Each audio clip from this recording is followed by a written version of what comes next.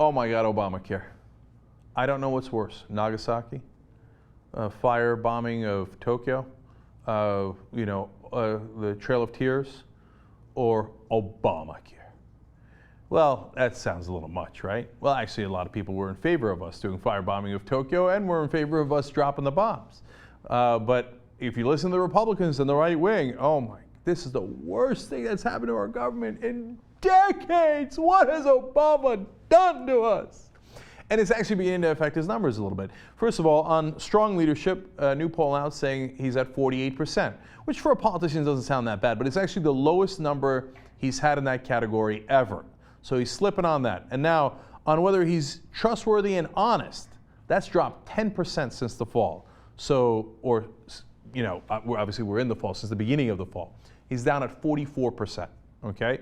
So it's hurting him, and he acknowledges, he says, it's, quote, legitimate for them to expect me to win back some credibility on this healthcare law in particular, and on a whole range of these issues in general.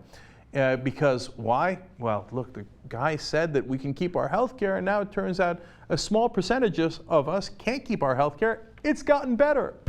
Now, look, to be fair, as I've said 100 times, even though your coverage got better, some are expected to pay more, and they feel like that's not right. And that's a legitimate issue. It's not an issue that merits the president apologizing over and over and over and being compared to Watergate, etc. It's a minor issue.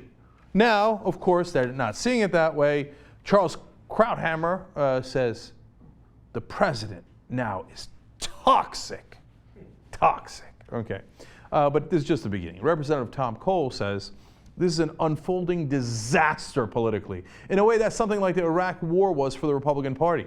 If they don't get this fixed, they're going to pay a horrific political price. So now it's the Iraq War. Now, let's just quickly remember that hundreds of thousands of civilians were killed in the Iraq War. Thousands of our own soldiers were killed and troops were killed in the Iraq War. And it turns out there were no weapons of mass destruction and no connection to Al-Qaeda. Okay, trying to give people better health care apparently is the equivalent of all those dead people for no damn reason. It gets worse.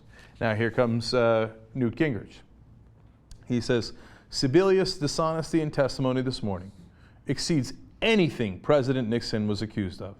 The Obama team can't tell truth and survive. No, that's it. No, worse than Watergate. And then, of course, here comes Rush Limbaugh. I need the montage. I'm going to need this montage every day. This montage of Obama promising you can keep your plan, promising you can keep your doctor. Folks, Richard Nixon resigned over a lie that was much less. So Richard Nixon tried to bug the headquarters of the opposing political party, okay, let alone all the other things that he did. But basically undermining our democratic system, right? Much smaller than a slightly inaccurate statement saying what President Obama, everybody acknowledges, should have said is, you can keep your own health care plan, or you'll probably get a better one. Okay. And if you really want to be super fair and clear, some of you might pay a little more for a little better coverage. Nobody's going to pay more for less coverage, okay? So apparently that's worse than Watergate. Now, you know why he keeps saying I'm going to play that on montage over and over again? It's because the Republicans lie for a living. If you want to pick a lie, there's a million of them, right? If the Democrats say something that's a little wrong and they admit that it was a little wrong, that's it, play it over and over and over again. It's the same. While we pretend there's a whole other planet and level of existence that's all made up, if you got something that's slightly inaccurate on the Democratic side, we're going to call it even. And now, not just even politically today, we're going to call Watergate even, we're going to call the Iraq War even, we're going to call it all even. Now, if you thought all that was ridiculous, then we go to Ralph Benko writing for Forbes. It takes it to a whole different level. He says, first of all, if the botch devolves into a bungle, as is threat, the widespread personal and political damage surpasses, in substance, the damage caused by the crimes and misdemeanors that directly precipitated the resignation of Richard Nixon. So here we go again, worse than Nixon, of course, worse than Watergate. And I love this suggestion. If he cannot prevent the botch of Obamacare from becoming a blunder, the honorable course for President Obama is to resign. Together with his vice president from office, let John Boehner, next in line of succession, assume the office of the presidency, and correct the single worst piece of legislation that's been passed in modern times.